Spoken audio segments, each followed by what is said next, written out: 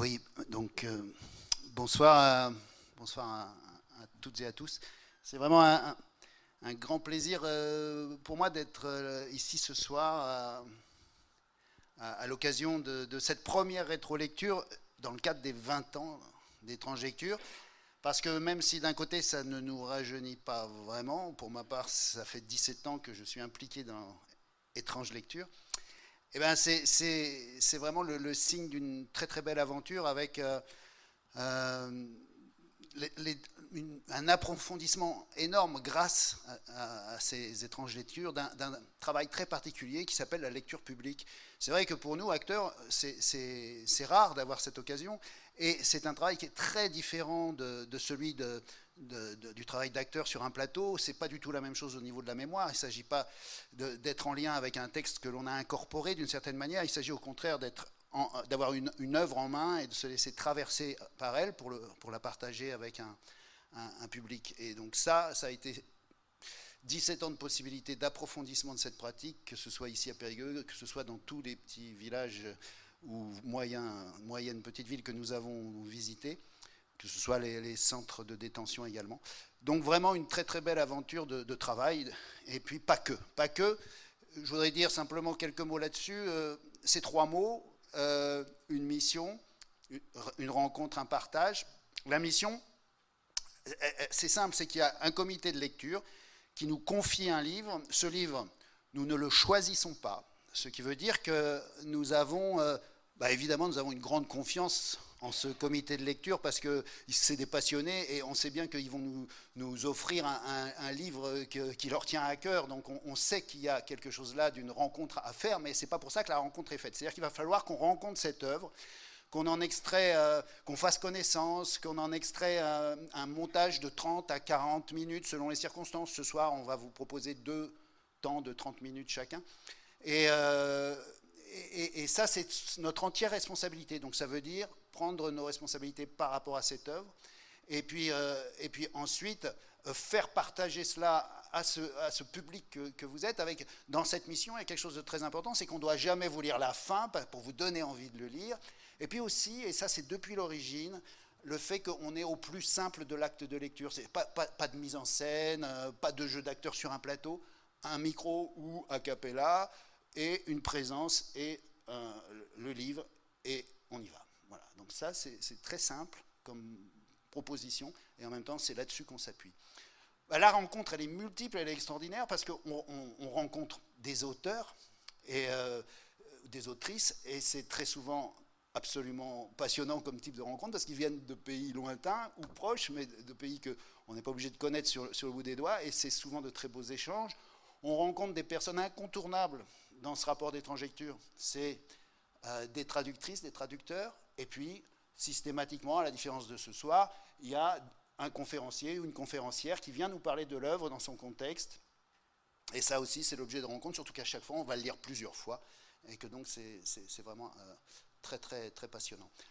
Enfin, c'est ce temps qu'on passe ensemble, ici toujours à Périgueux, mais aussi très souvent dans plein d'autres endroits, tout à fait stupéfiant, parce qu'on va lire dans un village où parfois il y a presque autant d'habitants presque autant d'auditeurs que d'habitants dans le village. Donc il y a un côté très très magique là-dedans.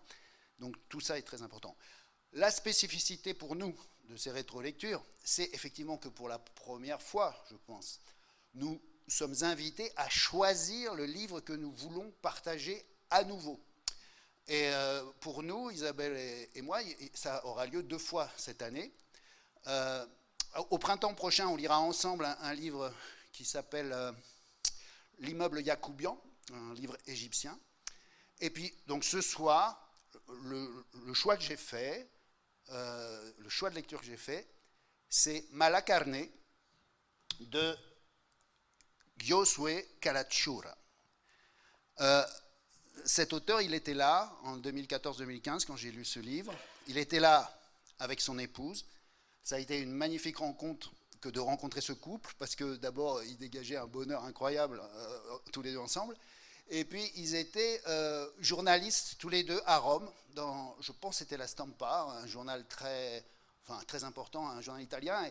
Et moi, ils m'ont fait fantasmer sur l'image parfaite des journalistes courageux, intègres, faisant de l'investigation. Enfin voilà, une rencontre magnifique.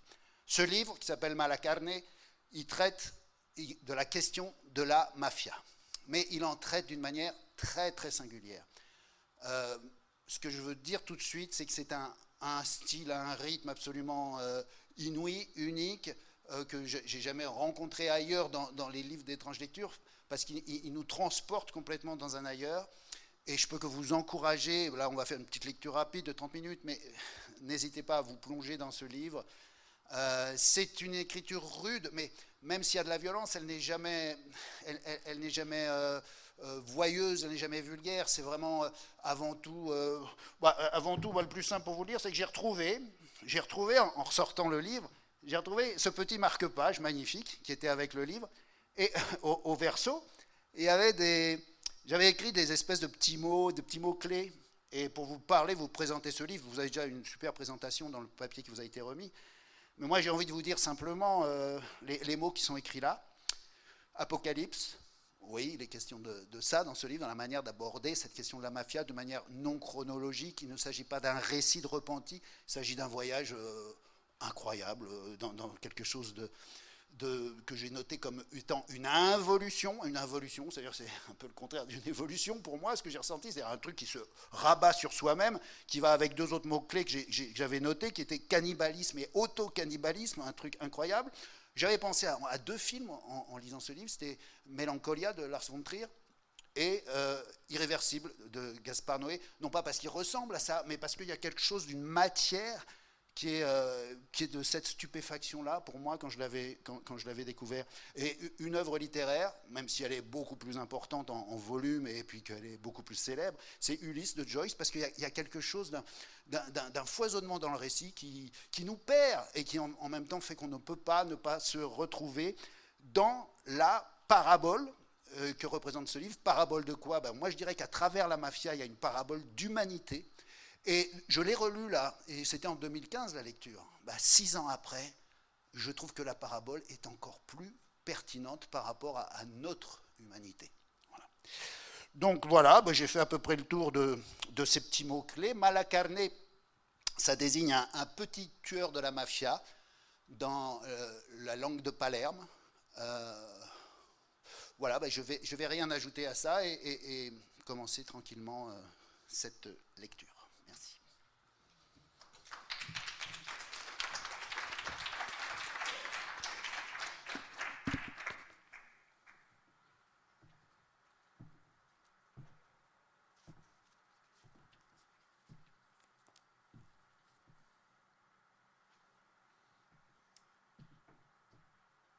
Ce livre est une adresse de ce Malacarne, ce petit tueur de la mafia, à Monsieur le juge. Mais ce Monsieur le juge, on va se rendre compte au fur et à mesure que ce n'est pas simplement un juge dans un bureau d'instruction, c'est beaucoup plus faramineux que ça.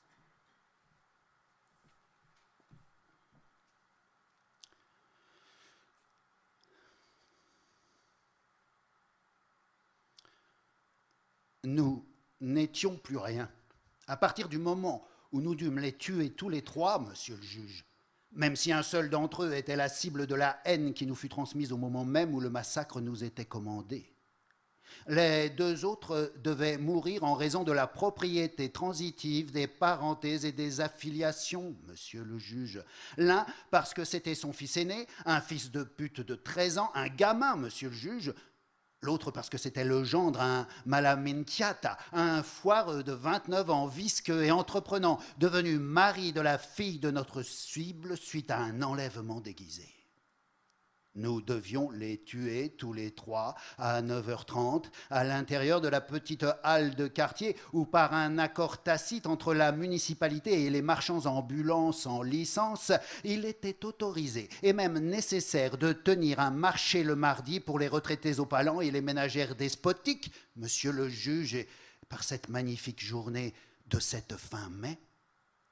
Notre groupe de feu était composé de 12 affiliés de premier rang choisis pour leur talent et leur bravoure dans le maniement des pistolets plutôt que des fusils à canoncier, disproportionnés et inutiles dans la stratégie de cette embuscade sélectionnées scrupuleusement parmi les 40 familles qui gouvernaient encore le monde selon la mesure du juste calibre de nos armes, selon le poids exact de l'équité et de la punition. Seuls 3 d'entre nous, moi inclus, devaient mener à son terme cette amazzatina, ce massacre réglementaire selon les formes usuelles du décorum funèbre signé de notre main, afin qu'il soit rappelé une fois de plus et sans erreur qui étaient les juges et les bourreaux de la justice de toujours. Monsieur le juge, il y avait les conducteurs des 2 voitures volées dans la nuit 7 jours auparavant, cachés dans des garages de convenance et révisés par les mécaniciens de nos embuscades afin de ne pas trahir notre confiance. Et dans le coffre, monsieur le juge, il y avait déjà tout prêt, les bidons d'essence qui devaient nous servir à éteindre la moindre trace de notre bref trajet jusqu'à l'endroit convenu, 2 pâtés de maison à l'ouest, où chacun reprendrait ses propres labyrinthes de liberté une fois déliés du pacte de l'embuscade. Monsieur le juge, pour finir, il y avait 2 motos de grosse cylindrée, de Kawasaki qui patrouillaient aux abords du petit marché pour nous donner le signal de l'intervention quand les flics et les carabiniers auraient pris le large, nous indiquant que la voie était libre grâce au talkie-walkie de notre technologie appliquée au meurtre prémédité. Monsieur le juge, combien de fois je me suis demandé dans ces moments de raisonnement froid, tendu seulement vers l'embuscade, quelle pouvait être la faille dans ce mécanisme parfait, huilé automatiquement à chaque massacre répété sans besoin de rencard préalable pour régler les modalités d'exécution. Combien de fois je me suis demandé où pouvait se relâcher notre volonté homicide, où elle laissait une lueur de salut, une possibilité de survie, et cela non pas pour rendre plus sophistiquées et imparables nos embuscades mortelles, mais pour cacher dans la salle secrète de ma terreur endormie cette virgule oubliée, le geste non nécessaire, le mouvement en plus ou en moins qui me permettrait de survivre quand inévitablement ce serait mon tour, monsieur le juge, quand ce serait celui de mes propres compagnons choisis pour leur talent et leur bravoure. Cette erreur impossible que nous tentions d'anticiper en nous regardant les uns les autres tandis que nous avancions dans notre confluence meurtrière vers les objectifs, ignorant de tout, abrités et fondus dans la foule féminine du marché, nous la conservions comme un atout impossible dans la manche, une ruse sans espoir, car, monsieur le juge, il n'y avait aucune possibilité d'erreur quand viendrait notre tour. Nous ne serions pas en mesure d'échapper à nos parfaits mécanismes d'assassinat. C'est à moi, par ancienneté et par prestige, qu'il revenait de tuer l'objectif le plus gros de cette matinée de chasse. Je l'entendais qui vantait en gueulade sans écho les faux mérites de ses fils mercerisés et de ses improbables écheveaux de laine. Je le voyais pendant qu'il entubait une vieille en pantoufles en prenant son argent, et je contrôlais de l'œil les 2 compagnons prêts comme moi dans l'attente que commence la contemporanéité foudroyante et synchronisée du triple meurtre. Je ne lui accordais qu'un instant, monsieur le juge. Des 2 mains, je le visais au milieu de la tempe, de si près que j'attendais avec horreur l'explosion de son cerveau en éclats de dégoût. Quand il me vit, il me reconnut et comprit qu'il mourrait sous les coups simultanés de 3 assassins qui l'exterminaient en même temps que ses proches. Il tomba, monsieur le juge. La vie ne soutenait plus ses jambes. Il s'affaissa instantanément, sans un giclement de sang, comme s'il avait explosé à l'intérieur, tout comme son fils, qui avait l'air d'un enfant endormi, les yeux fermés, les bras abandonnés en un sommeil soudain et gracieux, car la vie le quitta instantanément, étant donné qu'elle n'était pas enracinée depuis longtemps. Le gendre continua à grincer des dents dans les convulsions de l'agonie et des derniers réflexes de la vie. Il n'avait pas compris qu'il mourait, et la vieille en pantoufles me regarda en face et me dit, dans la confusion des coups de feu, « Mais qu'est-ce que vous faites? Vous l'assassinez ?» Son cerveau n'avait pas encore enregistré l'embuscade et elle attendait sa monnaie pour les écheveaux truqués tandis que je m'éloignais et que la réalité mettait le ralenti à nos tirs croisés dans la paralysie temporaire du monde. Le temps s'était arrêté pour nous permettre une fuite sans problème, suivant ce qui avait été convenu et plus encore prouvé par une expérience centenaire au cours des homicides en chaîne de nos affaires ratées, de vengeance qui ne pouvaient se permettre aucune pitié, de messages réciproques en lettres de sang. Je fus frappé, monsieur le juge, par ce gendre qui râlait dans un attachement des derniers instants à la vie, avec cette façon de ruer pour éloigner la mort qui le caressait de ses coups d'ongles ultimes, dans l'écoulement des rigoles de sang qui allaient grossir le fleuve élargi en un lac sous les étals en planches de mercerie, inondant le trottoir et la rue, tandis que nous tentions de ne pas laisser toucher nos chaussures par la boue sans couleur. Et je voyais de mes propres yeux ces illusions de survie, les envies de l'instinct qui refuse de mourir, monsieur le juge. Mais il était déjà mort et en m'éloignant, je relevais mon pantalon pour éviter les flaques du carnage. Je retrouvais les pas et les râles d'adolescence de nos plus belles années, monsieur le juge, avant que nous ne soyons plus rien, quand nous aussi nous avions des envies de survie, quand nous nous glissions avec l'habileté des marioles dans les larges espaces laissés pour faire pousser le chien dent du crime de notre intérêt privé qui n'intéressait personne, monsieur le juge, parce que la chose publique elle-même avait habitué le monde à sa capacité d'ingouvernabilité, dispensant l'eau à jours alternés, les jours pairs d'abord, les impairs ensuite, avec des cadences grotesques de fêtes païennes. Et nous restions à attendre devant les robinets quand ce n'était pas le jour de l'eau, mais celui de la sécheresse institutionnelle, parce que nous avions laissé passer le bonjour par distraction, à cause de la fatigue, et que nous vivions dans l'angoisse des assoiffés de ne pas avoir d'autres possibilités. Monsieur le juge, nous raffinâmes à un point tel notre don de prescience que nous allions jusqu'à deviner les phénomènes de la nature avant même leur incubation atmosphérique, les vents, les tempêtes de sable que la mer, dans un excès de générosité, nous offrait après les avoir bercés depuis les côtes de l'Afrique, les orages placides qui soulagent de la moiteur, les nuages endormis du temps immaculé de septembre, et puis la canicule du purgatoire, l'incendie de nos propres veines par 43 degrés constants à l'ombre, le souffle du sirocco qui annonçait la soif avec des prodiges de foire, la fillette qui pleurait de fragiles larmes de verre, les traces gigantesques d'animaux disparus retrouvés dans les jardins des promenades publiques, les feux follets des montagnes d'immondices qui s'enflammaient par combustion spontanée et que personne ne parvint jamais à éteindre. Alors, elle arrivait, la soif insatiable, qui se faisait plus implacable au fur et à mesure qu'elle s'irritait. Monsieur le juge, il n'y avait pas une goutte d'eau, même si on pleurait du sang, parce que de vandales inconnus avaient pendant la nuit ouvert les vannes des réserves d'eau de la ville restées sans surveillance et avaient fait en sorte que celles-ci se perdent dans les campagnes pour arroser les mandariniers en retard, tandis que les conduits de l'aqueduc municipal consumaient l'eau restante en la digérant dans les intestins espagnols de ces canalisations rongées par les vers de l'abandon. Et même s'il pleuvait, les fossés et le ciment déviaient les eaux de source dans les marécages de mousse sale d'anciens fleuves réduits à l'état de décharge de corps humains, de membres méconnaissables qui à chaque tempête couraient vers la mer dans un enfer de cornes de bœuf pointées vers le ciel, de têtes égorgées d'agneaux.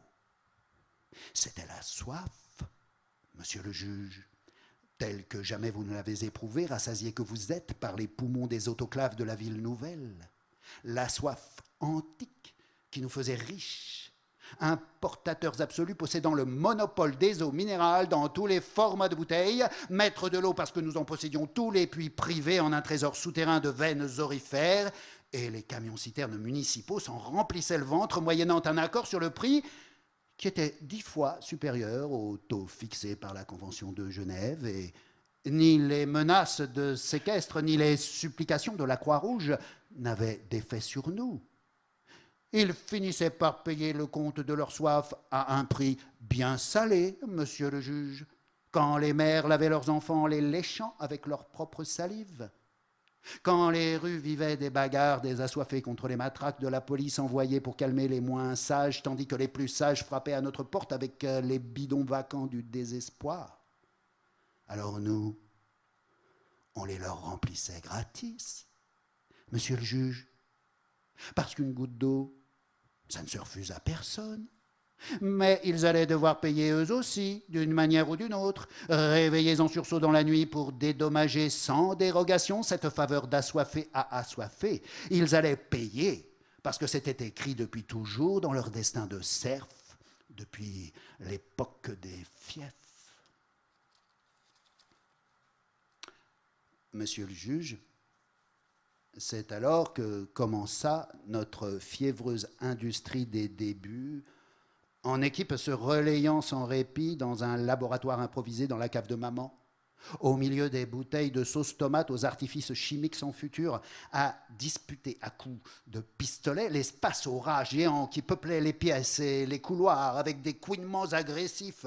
C'est grain après grain que nous construisîmes notre fortune d'oubli chimique que nous vendions au détail, à la file interminable des désespérés dans les quartiers de la ville, et en gros, aux bateaux portant des noms d'aristocrates anglais qui mouillaient dans les baies hors du port.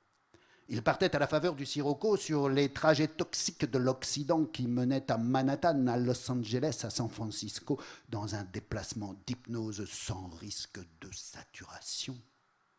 L'oubli en poudre était embarqué maquillé sous la forme de carreaux de céramique artisanale, d'oranges, mandarines, pommes, poires et sous toutes les formes du règne végétal d'abord, puis après que les douanes eurent intercepté certaines cargaisons sans en reconnaître la nature cachée et pour le seul plaisir d'exercer quelques bribes de pouvoir, sous toutes les formes du règne animal. Des aéroports s'envolaient des femmes qui avaient été prélevées dans leur banlieue sur pilotis construite avec des cartons d'emballage. Nous les enlevions à leur ennui et les farcissions d'héroïne archipure comme les broccioloni des repas dominicains, l'enfilant sous forme de paquets numérotés dans leurs fentes intimes jusqu'au moment où elles nous disaient « Je suis pleine ». Nous les mettions dans l'aéroplane comme des femmes d'affaires et avec la fronde de l'avion, nous les expédions en Amérique où elles étaient vidées et remplies de dollars pour le voyage de retour, en un marché incessant de farcissures milliardaires qui arrondissaient le magot de notre richesse fabuleuse. Nous ouvrîmes des usines, monsieur le juge, telles qu'il ne s'en était jamais vu dans notre pays, où nous produisions des chaussures non pas pour y mettre les pieds, mais pour les bourrer d'héroïne. Nous fabriquions des balles de ping-pong non pas pour jouer sur une table, mais pour en aspirer directement l'oubli avec l'aiguille d'une seringue. Monsieur le juge, nous mîmes sur pied un tel bastringue industriel, nous instaurâmes une si florissante époque de prospérité que nos pires affaires louches marchaient, et plus encore nos bonnes affaires pour lesquelles nous ne nous donnions plus tellement de peine dans ces années où nous étions managers de nous-mêmes à la lumière du soleil, où nous méritions bien du pays qui entrevoyait les lueurs du progrès et la prospérité du travail pour tous. La productivité était telle que nous finîmes par ne plus comprendre ce que nous étions en train de produire et pour qui, monsieur le juge. Nous sentions que cet empire du néant qui produisait de tout nous échappait des mains. Nous nous demandions ce que ça pouvait être, putain, les radicaux libres, et à quoi ils pouvaient bien servir. Et pourtant, c'est nous qui en étions les plus gros actionnaires. Et putain, qu'est-ce que ça peut être, ces puces-là? Parce que chez nous, on sait bien ce que c'est. Et on en achetait quand même. Et qu'est-ce que c'était, le hard et le soft? Et on croyait qu'on voulait nous entuber. Et dans cette cave où les rats jouaient à la balle, excités par les effluves chimiques et par le tumulte d'une activité fiévreuse, nous arrivaient en une suite incessante les fax indiquant les cotations à la bourse de Londres, avec les titres en actif de notre succès sur les produits de tout ce qui existe dans le monde fabriqué ou créé par Dieu. Monsieur le juge, nous nous aperçûmes que de ce tout-là, nous en possédions une bonne partie. Notre affaire marchait tellement bien qu'elle fonctionnait d'elle-même. Cette espèce d'énorme bordel à fabriquer du pognon se mettait en route à 8 heures du matin avec les unités centrales des ordis qui se réveillaient comme les braves gens et s'éteignaient à 7 heures le soir pour s'en aller dîner dans leurs pâturages électroniques. À nous, il ne nous restait qu'à rentrer chez nous, plein aux as, selon les derniers coups d'écran, mais avec une sensation d'inutilité qui nous laissait épuisés, comme si nous avions déchargé des pavés toute la sainte journée. Mais non, nous étions restés là, immobiles, à regarder cette bête qui était en train de ruminer le monde entier en chant le pognon directement sur les comptes des banques suisses les jours pairs et sur celles du Luxembourg les jours impairs. Et nous, monsieur le juge, nous jouions à nous virer d'une chaise à l'autre pour tromper le temps en attendant de devenir milliardaires sans avoir à lever le petit doigt. Monsieur le juge, nous fîmes remonter notre déclin milliardaire au moment où on nous apprit le vocabulaire étroit et synthétique de langues étrangères inconnues qui prenaient possession de nous tandis que nous croyions nous en rendre maîtres, au moment où nous commençâmes à appeler Deborah et Samantha, nos filles, et Robbie et Reddy, nos fils, nous rattrapant en partie dans notre langue en donnant des noms humains à nos animaux domestiques, Filippo pour le chat, Vincenzo pour le toutou, monsieur le juge, pour ne pas nous perdre définitivement dans ce sortilège de noms étranglés, coupés à moitié morts dans notre gorge avant que nous ayons fini de les prononcer, nous commençâmes à appeler Saverio, le rat impossible à prendre qui nous bouffait le câble de l'ordinateur. Nous commençâmes à appeler Mimo, le rat hamlétique qui douta de lui-même quand nous le laissâmes mettre bas dans le bac à feuilles de l'imprimante laser.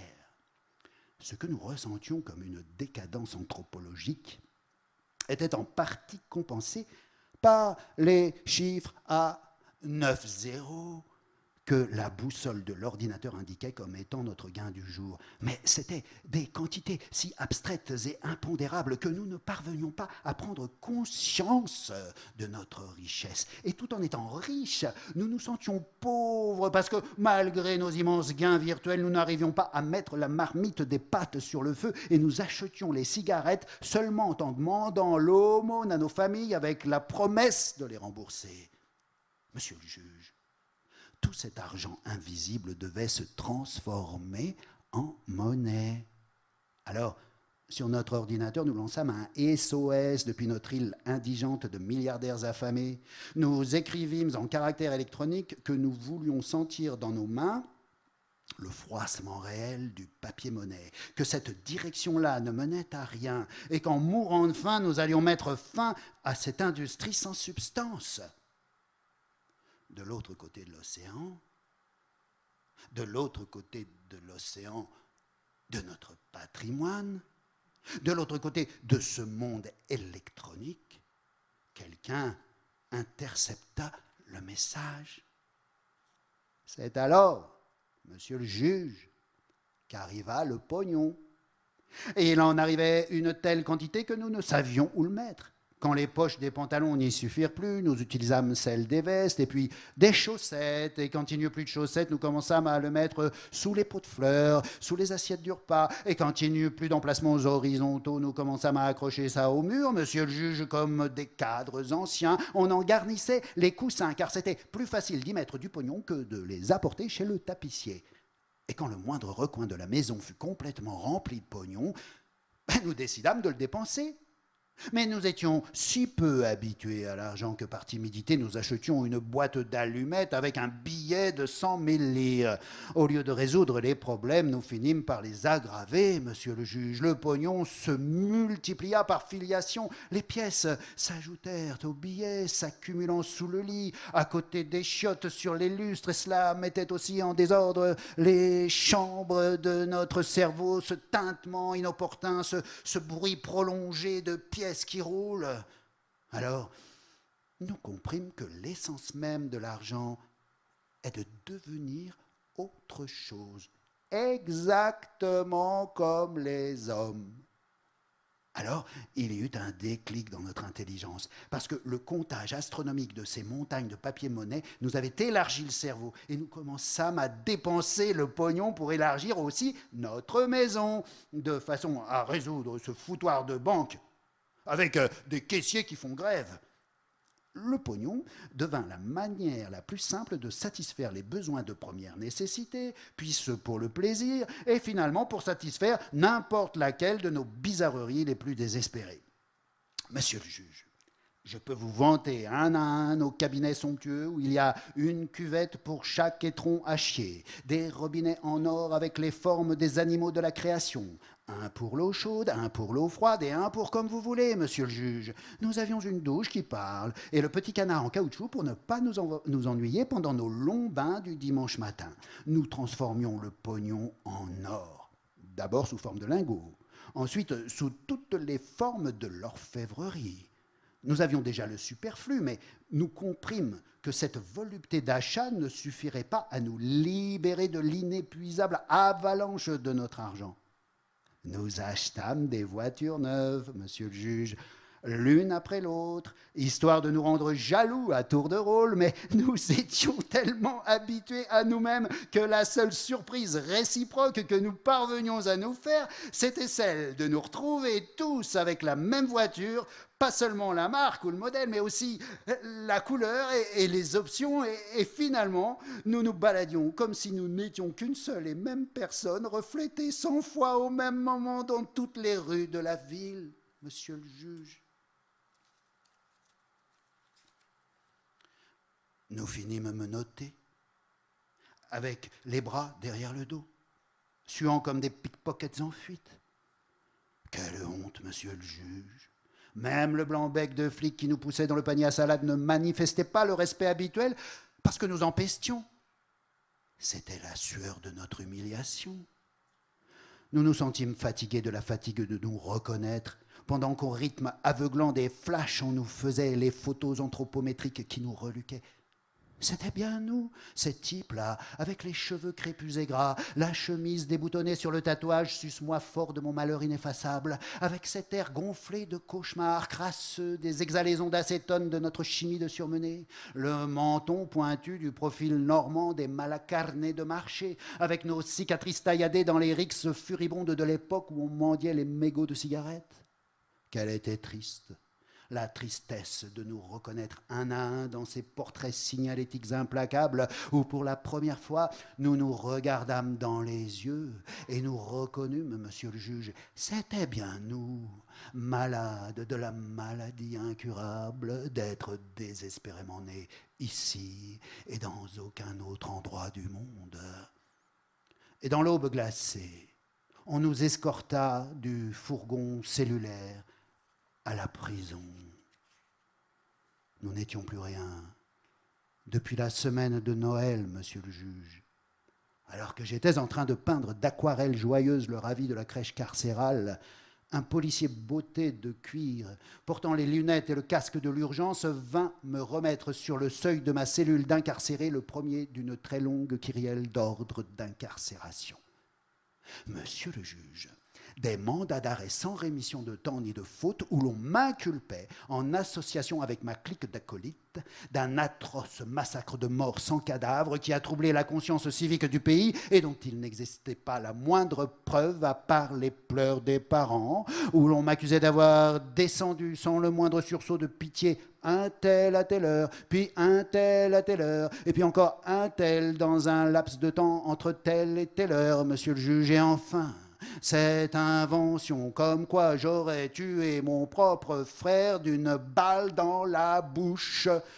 Tout cela avec une présomption de vraisemblance et de confrontation qui devait me clouer à la certitude juridique de mes meurtres et à la vérité invérifiable que ma vie n'a eu d'autre horizon que l'horreur.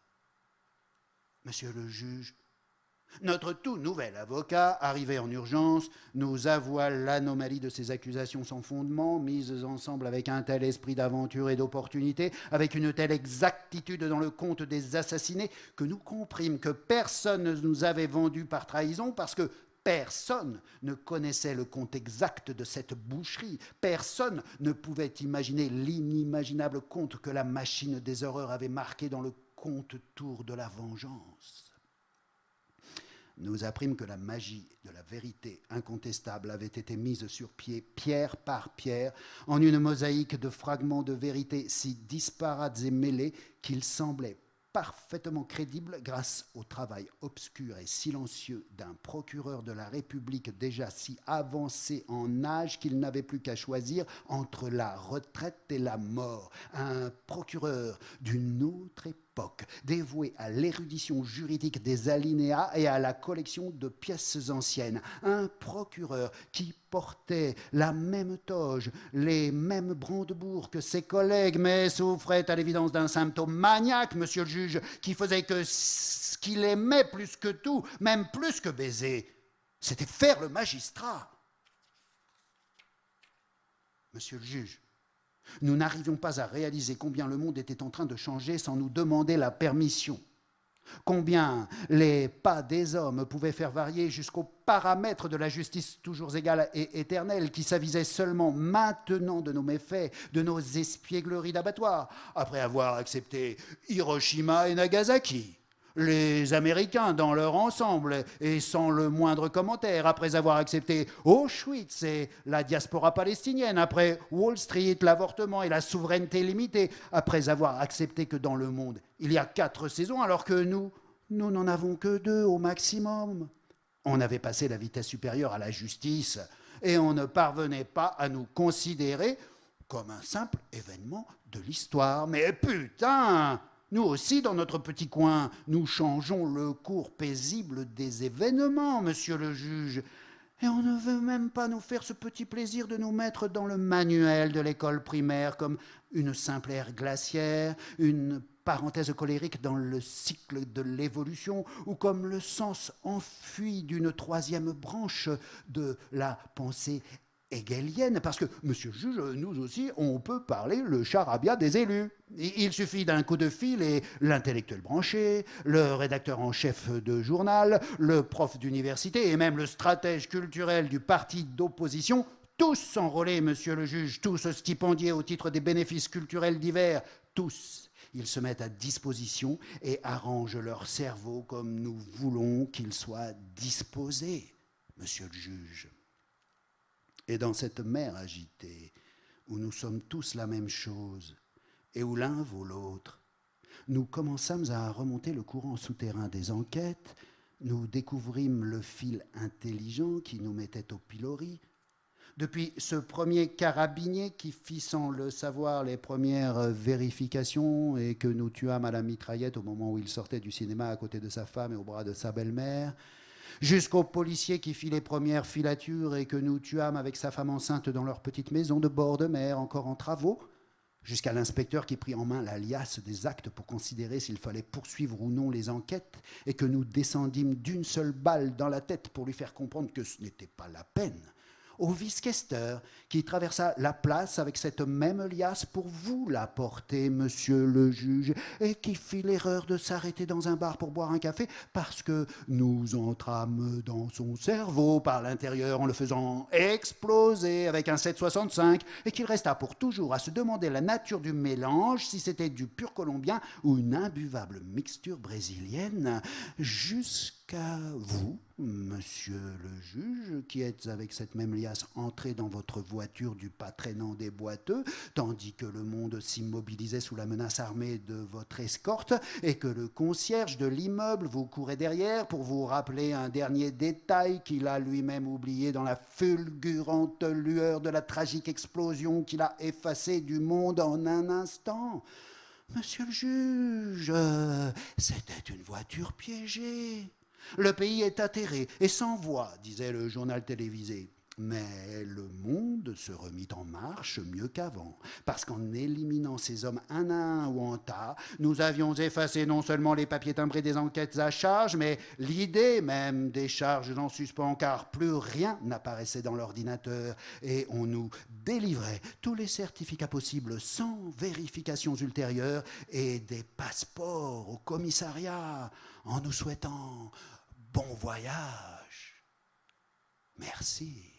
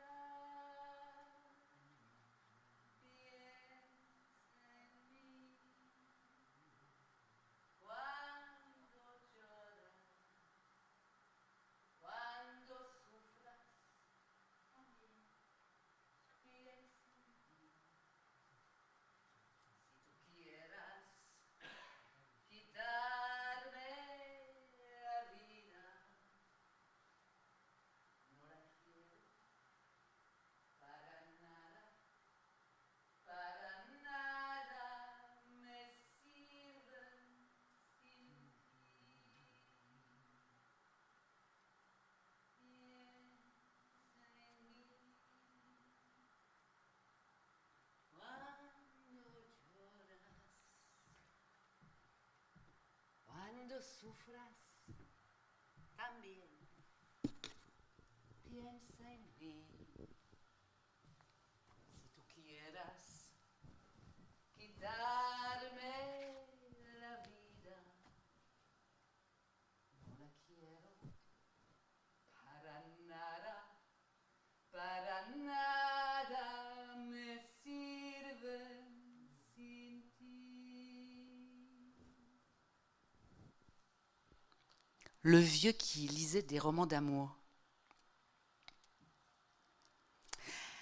C'est une lecture que j'avais dû faire 2007 ou ouais, un truc comme ça. Alors c'est étonnant ce livre parce que c'était la première fois, et d'ailleurs la dernière, qu'on me proposait de faire une rencontre d'un livre que j'avais déjà rencontré. Je l'avais déjà lu ce livre, comme sans doute beaucoup d'entre vous. Et quand on m'a demandé donc de choisir un livre, au début j'avais pensé à un autre, mais il était trop récent. Et donc on s'est dit, tiens, et pourquoi pas celui-ci? Alors celui-ci, c'était impressionnant parce qu'en fait, quand il a été écrit en 88, il faisait mention, il évoquait quelque chose de très très très fort à ce moment-là, qui étaient les problèmes de la forêt amazonienne. Hein, c'est-à-dire que les grands propriétaires abattaient cette forêt, la transe amazonienne allait très bien, très très bien. Qu'en 88 même, donc quand Luis Sepúlveda écrit ce bouquin, quand il sort, eh bien il y a Chico Mendes qui se fait assassiner, quasiment juste au moment où ça sort. Chico Mendes, c'était quelqu'un qui se battait justement contre les grands propriétaires pour essayer de sauver la forêt amazonienne. Voilà. Donc ça, c'était 88. 92, ça sort en France. Moi, j'ai dû le lire, je ne sais pas, vers 95, 96, je ne sais pas, je ne me souviens plus. Mais quand je fais la lecture, voilà, je pense à ça. Je me dis, waouh, on en est toujours là, quoi. La forêt amazonienne est toujours en danger. Et voilà, je le reprends aujourd'hui. Et la forêt amazonienne est toujours en danger. C'est-à-dire qu'elle est de plus en plus petite. Elle est de plus en plus mal en point. Voilà. Entre-temps, là, vous voyez, par exemple, Luis Sepúlveda, qui est l'auteur de ce livre, nous a quittés il y a 1 an. Quand je l'ai lu la première fois, il était en pleine santé. Et là, je le lis et il n'est plus là. Il est parti à cause de la sale bestiole. On a emporté plus d'un.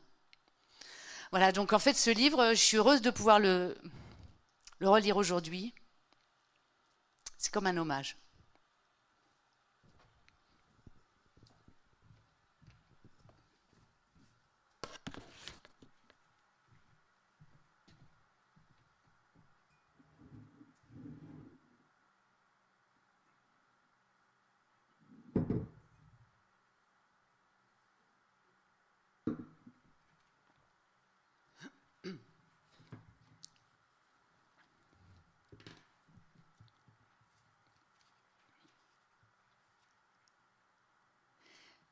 Le ciel était une panse d'âne gonflée qui pendait très bas, menaçante, au-dessus des têtes.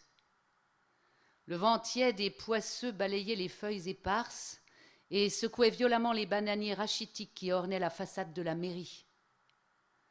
Les quelques habitants d'El Idilio, auxquels s'était joint une poignée d'aventuriers venus des environs, attendaient sur le quai leur tour de s'asseoir dans le fauteuil mobile du dentiste, le docteur Rubicondo Loachamin, qui pratiquait une étrange anesthésie verbale pour atténuer les douleurs de ses clients. « Ça te fait mal ?» questionnait-il.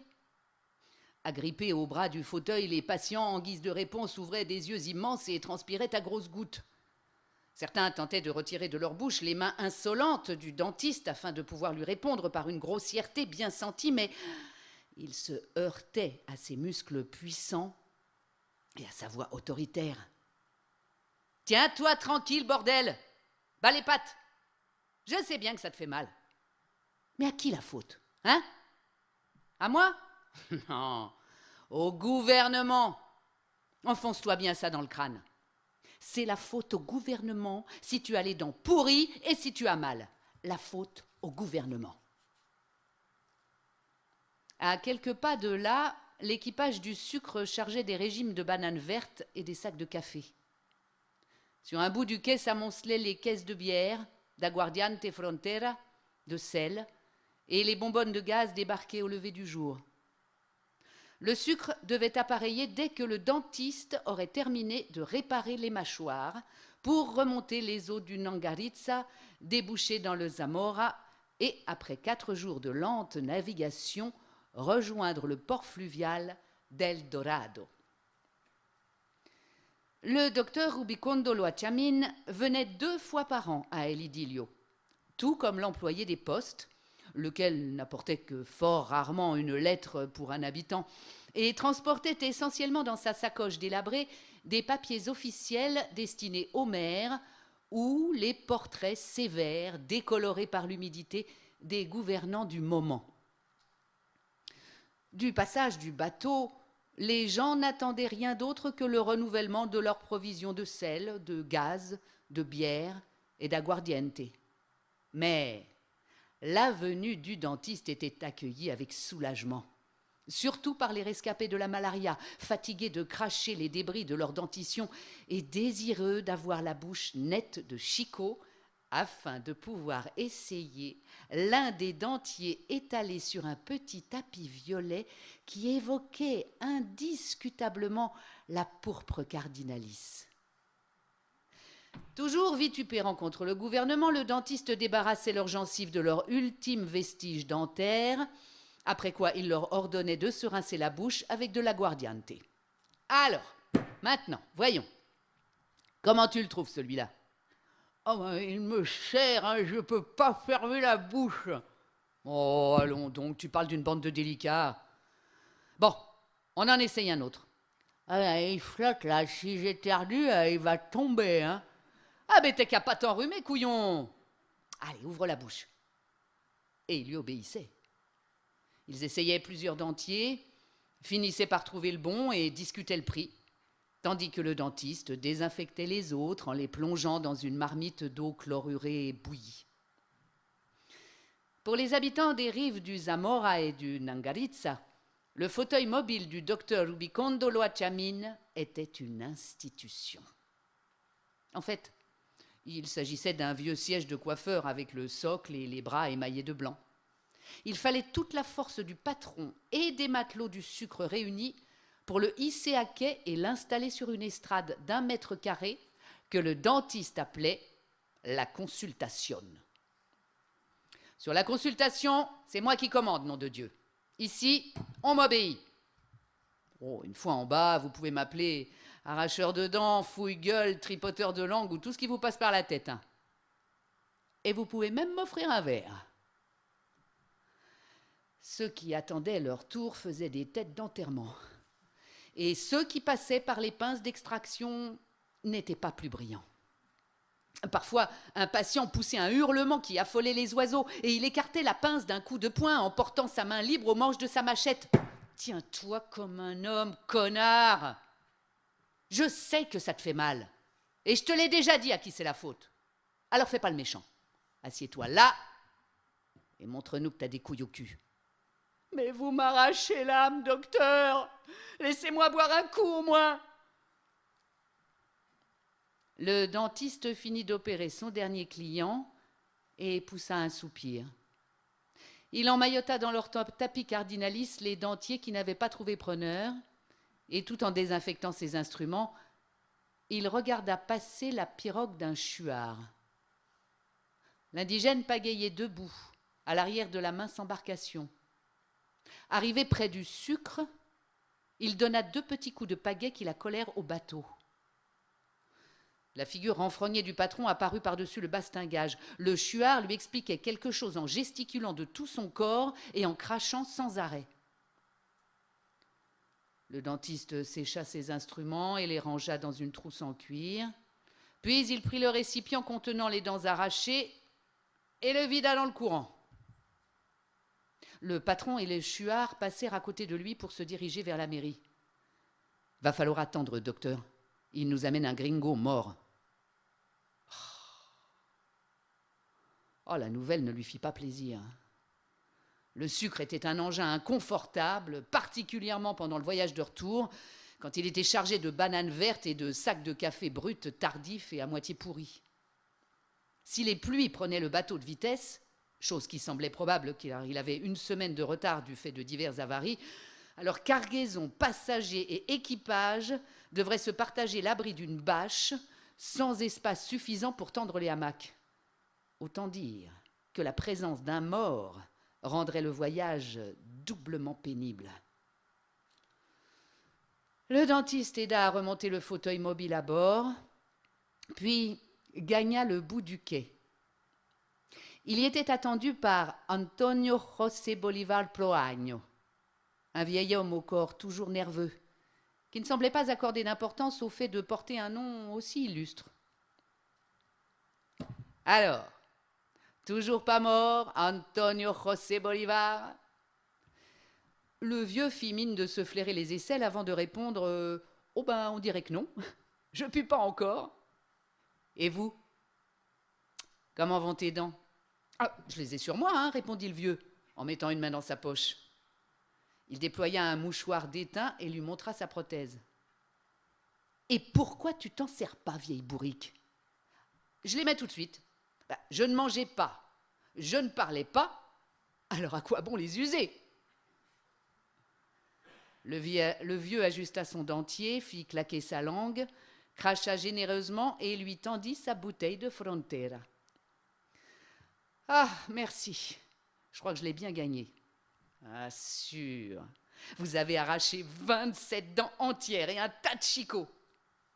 Mais vous n'avez pas battu votre record. Tu tiens toujours le compte, hein ? Ah, c'est à ça que ça sert l'amitié, à chanter les mérites des amis.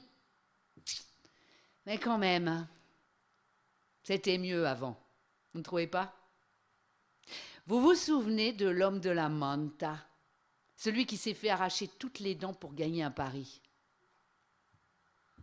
Le docteur Rubicondo Loachamin inclina la tête pour mettre de l'ordre dans ses souvenirs et retrouva l'image d'un homme plus très jeune, vêtu à la mode mantuvienne, tout en blanc, pieds nus, mais portant des éperons d'argent. L'homme de la Manta était arrivé à la consultation accompagné d'une vingtaine d'individus, tous passablement ivres. C'étaient des chercheurs d'or, sans base fixe. On les appelait les pèlerins. Et ils n'étaient pas regardants sur la manière de trouver leur or, dans les rivières ou dans les poches d'autrui. L'homme s'était laissé tomber dans le fauteuil et l'avait regardé d'un air stupide. « Eh bien, qu'est-ce que tu veux ? Vous me les arrachez toutes, une par une. Puis vous les mettez là, sur la table. » Ouvre la bouche. L'homme avait obéi, et le dentiste avait constaté que plusieurs de ses molaires étaient pourris, certes, mais qu'à côté, il lui en restait beaucoup de dents, certaines cariées et d'autres saines. Il t'en reste encore un bon lot.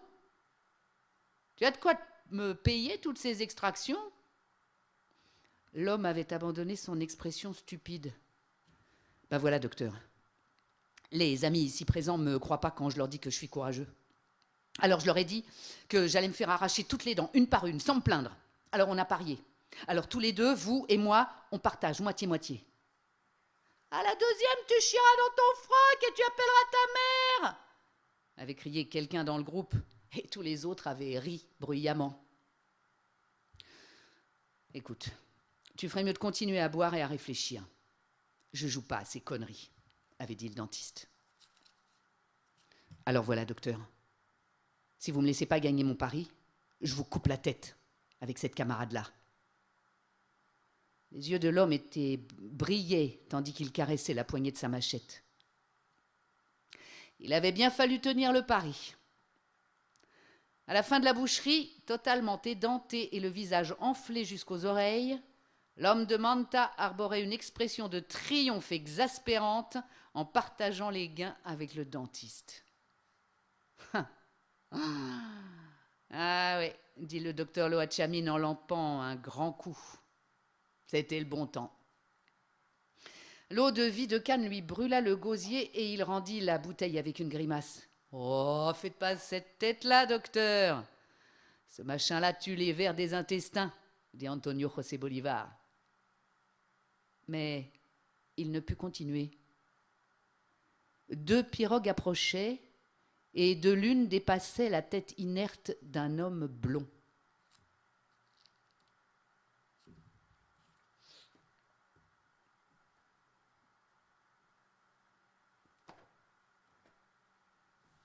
Le maire. Unique fonctionnaire, autorité suprême et représentant d'un pouvoir trop lointain pour inspirer la crainte, était un personnage obèse qui transpirait continuellement.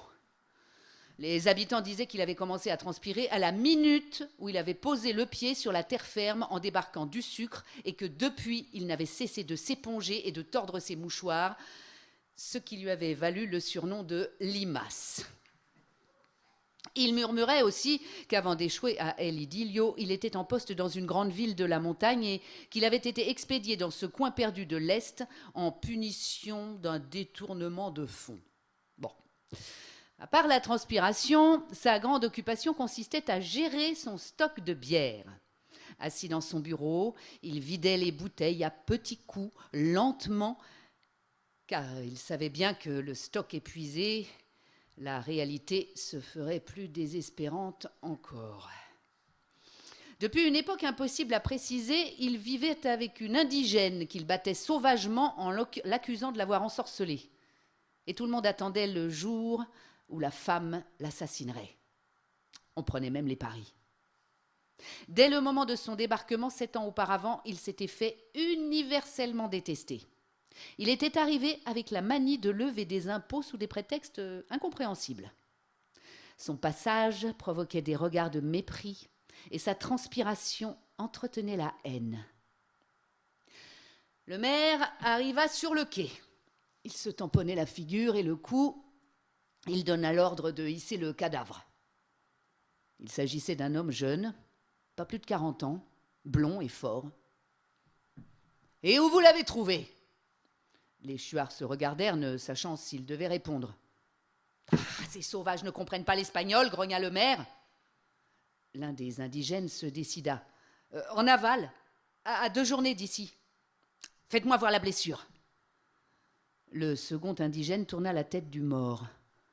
Les insectes avaient dévoré l'œil droit, mais du gauche filtrait encore un éclat bleu. Une plaie le traversait du menton à l'épaule gauche. De la blessure sortaient des débris d'artères et des vers albinos. « C'est vous qui l'avez tué !» Les Chuards reculèrent. « Non, Chuard, pas tué. Ne mentez pas. Vous l'avez abattu d'un coup de machette, c'est clair. » Le gros homme en sueur dégaina son revolver et le braqua sur les indigènes stupéfaits. « Non, Chuard, pas tué !» risqua encore celui qui avait parlé. Un coup de crosse le fit taire. « Faut pas me prendre pour un con, hein. Vous l'avez tué. Allez, en route. Vous allez m'expliquer ça à la mairie. Remuez-vous, sauvages.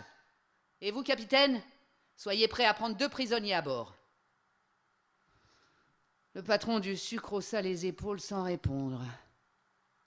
On entendit soudain la voix de José Antonio Bolivar.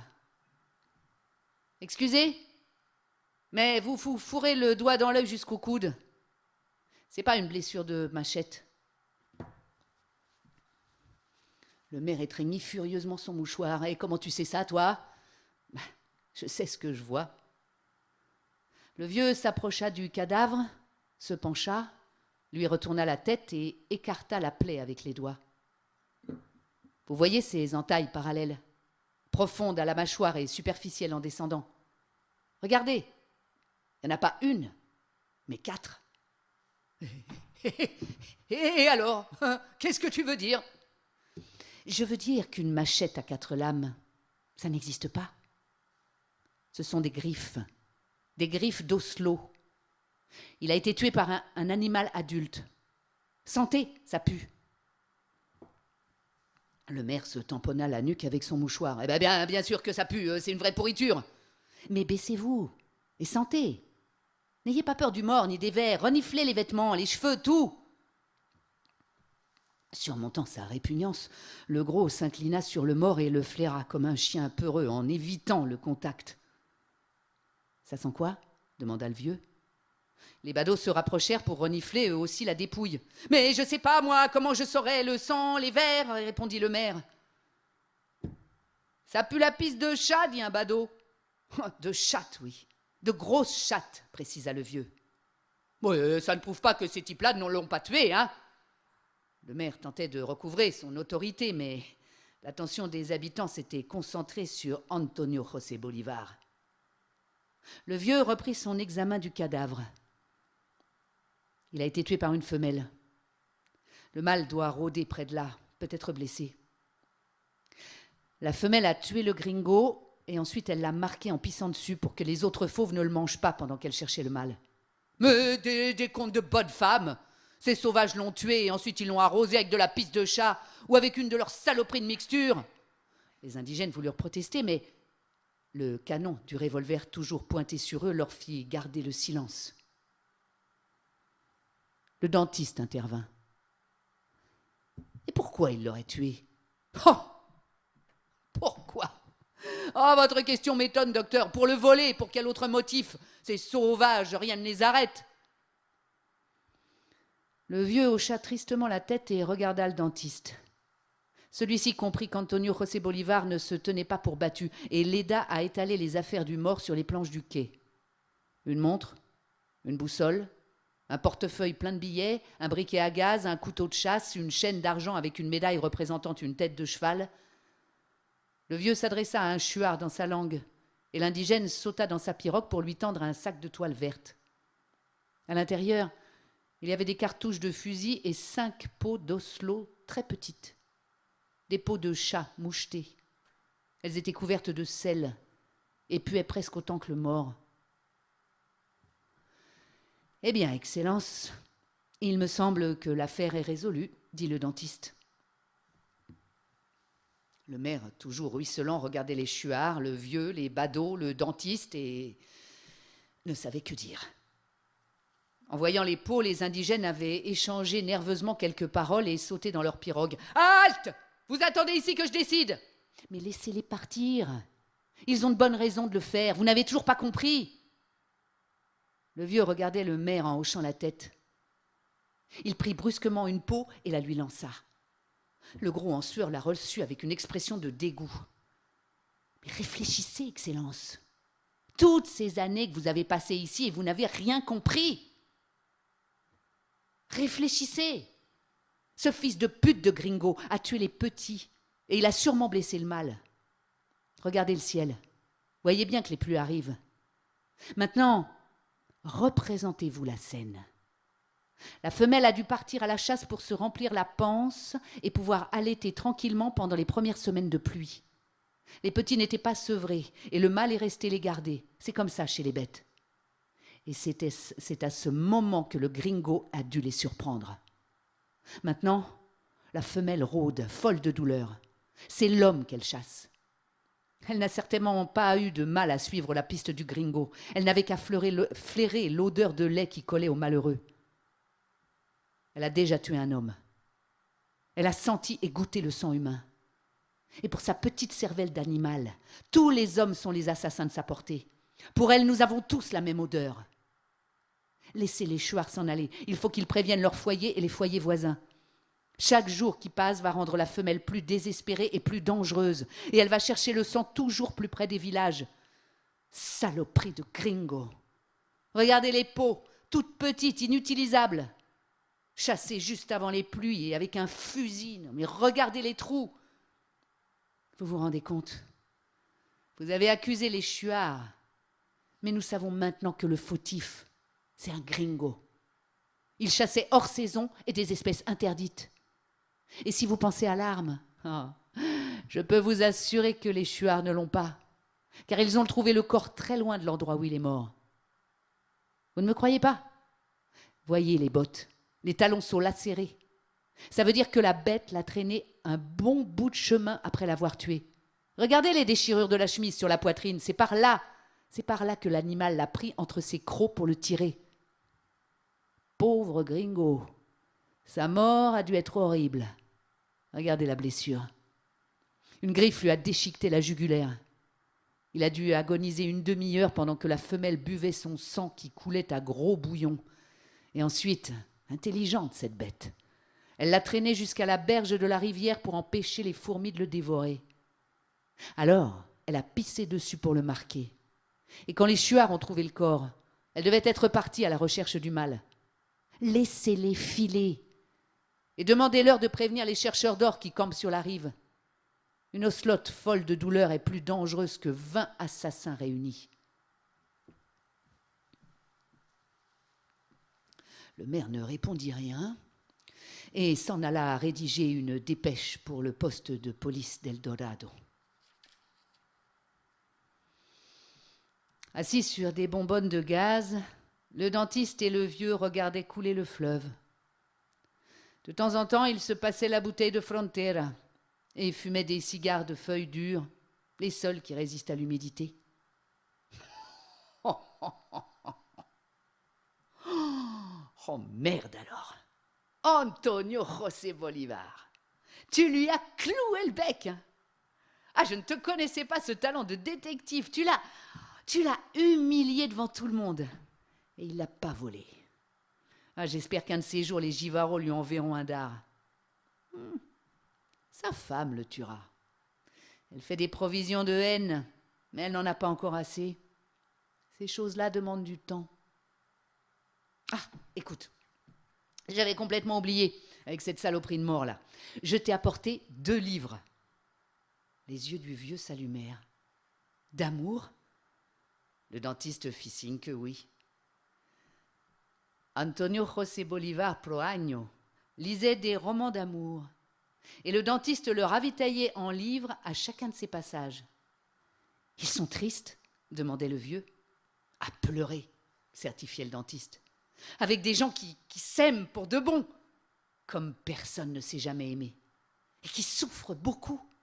Oh, j'ai bien cru que je ne pourrais pas le supporter. » Bon, à vrai dire, le docteur Rubicondo Loachamin ne lisait pas les romans. Quand le vieux lui avait demandé de lui rendre ce service en lui indiquant clairement ses préférences pour les souffrances, les amours désespérés et les fins heureuses, le dentiste avait senti que la tâche serait rude. Il avait peur de se rendre ridicule en entrant dans une librairie de Guayaquil et pour demander « Donnez-moi un roman d'amour bien triste avec des souffrances terribles et un happy end ». Non, on le prendrait sûrement pour une vieille tante.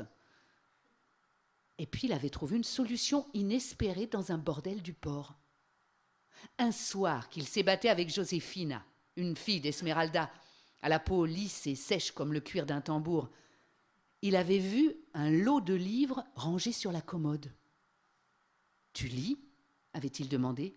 « Oui, mais lentement. »« Et quels sont tes livres préférés ?»« Les romans d'amour » avait répondu Josefina. Elle avait les mêmes goûts qu'Antonio José Bolivar. À dater de cette soirée, Josefina avait fait alterner ses devoirs de dame de compagnie et ses talents de critique littéraire.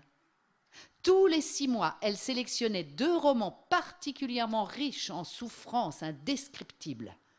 Et plus tard, Antonio José Bolivar Proaño les lisait dans la solitude de sa cabane, face au Nangaritza. Le vieux prit les 2 livres, examina les couvertures et déclara qu'il lui plaisait. Ils fumèrent et burent encore en regardant couler l'éternité verte du fleuve.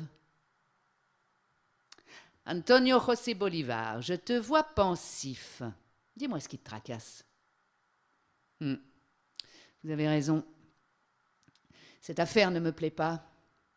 Je suis sûre que la limace médite une battue et qu'elle va faire appel à moi. Non, ça ne me plaît pas du tout. Vous avez vu la blessure ? Pour un simple coup de patte. L'animal est grand et les griffes doivent mesurer 5 cm. Une bête pareille, même affaiblie par la faim, elle doit être sacrément vigoureuse. Et puis, les pluies arrivent, les traces s'effacent et la faim les rend plus intelligents. Bah, tu peux refuser de participer à la chasse, hein. Tu es vieux pour des courses pareilles. Oh, oh, oh, oh. Ne croyez pas ça. Des fois, j'ai même envie de me remarier. Un de ces jours, je vous ferai peut-être la surprise de vous demander d'être mon témoin. Entre nous, quel âge tu as, Antonio José Bolivar? Bon, de toute manière, ça fait trop, hein. 60 ans, d'après les papiers. Mais il faut tenir compte que je marchais déjà quand on m'a inscrit. Alors disons que je vais plutôt sur mes 70. La cloche du sucre qui annonçait le départ précipita leurs adieux. Le vieux resta sur le quai jusqu'à ce que le bateau disparaisse, happé par une boucle du fleuve. Puis il décida qu'il n'adresserait plus la parole à personne de la journée. Il ôta son dentier, l'enveloppa dans son mouchoir et, serrant les livres sur sa poitrine, se dirigea vers sa cabane.